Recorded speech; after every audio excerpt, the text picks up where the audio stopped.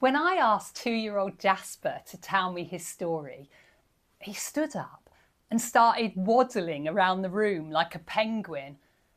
His response felt completely out of the blue. But then I noticed the penguin on Amelia's jumper. He'd seen it, made a connection, and just like that, his story began to form. And then there was the day that 4-year-old Shamelia decided that the best way to stop the wolf getting in the house was to lock the door with 1,000 sellotapes.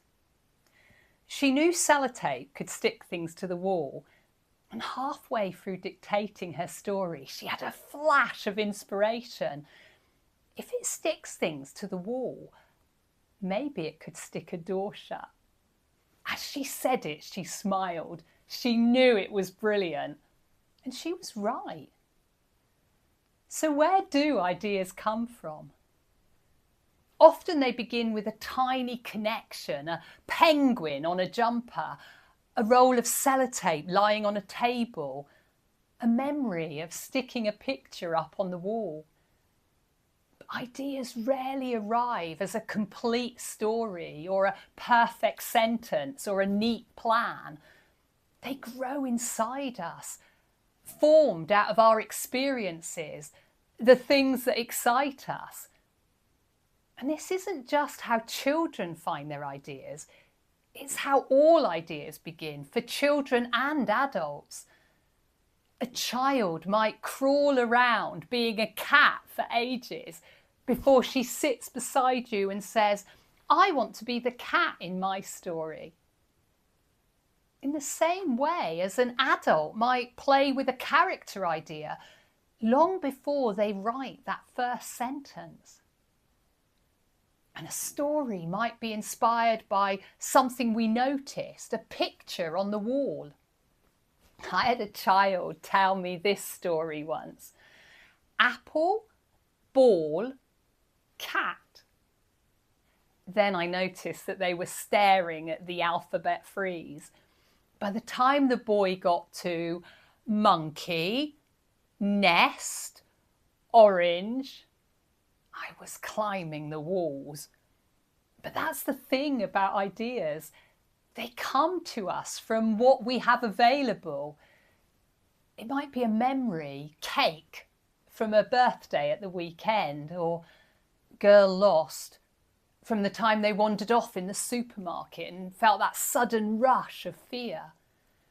And sometimes a story is repeated again and again, week after week, as the idea takes shape. I once worked with a 2-year-old called Tommy. His first story was just 2 words. Dragon, rah. The next week, fly, dragon, rah. And over time it became, dragon, fly away. No, no, and he's running. Each time, Tommy, at 2 years old, was adding something, testing his idea, letting it grow, just like an adult editing their ideas. Because it's not just children who wrestle and tweak and repeat the same idea as they tussle it onto the page. Adults do it too. And ideas don't arrive fully worked out. They need to be played with, crafted, explored. One of the best talks I've ever seen about creativity is by Elizabeth Gilbert. After she wrote Eat, Pray, Love, and it became a huge success, people kept asking her, "Aren't you afraid you'll never write anything that good again?" She made a brilliant point. When we treat creativity as something that succeeds or fails, we put enormous pressure on the person creating. Because when you share something you've made, a story, a dance, a drawing, you're not just sharing the work, you're sharing yourself. So Gilbert went looking for another way to think about creativity, and what she found has stayed with me ever since. In ancient Greece and Rome, people didn't believe that creativity came from humans. They believed that it came through them. They called it a genie or a genius, not the person, but the creative spirit that visited them. And if the work was brilliant, you thanked the genius. And if it wasn't, well, the genius just didn't show up that day. I love that idea. It takes the pressure off. Not every day has to be perfect. Not every story has to be perfect. Sometimes the genius just doesn't want to play ball. And I see something similar to this with children. Sometimes a child sits beside me to tell a story and then they freeze. They forget what they were going to say. And that's fine. They're just not ready yet. Their genius hasn't shown up. And then other times, you see it instantly. Their eyes light up. They stare into the distance like the story is playing out on a screen that only they can see. And their words tumble out faster than they can speak them. So one day I asked a group of 5-year-olds the question that professional writers get asked all the time. Where do your ideas come from? Here's what they said. We just make them up. They come from inside my brain. Your brain keeps working every day. When we hear stories, we get ideas from those stories.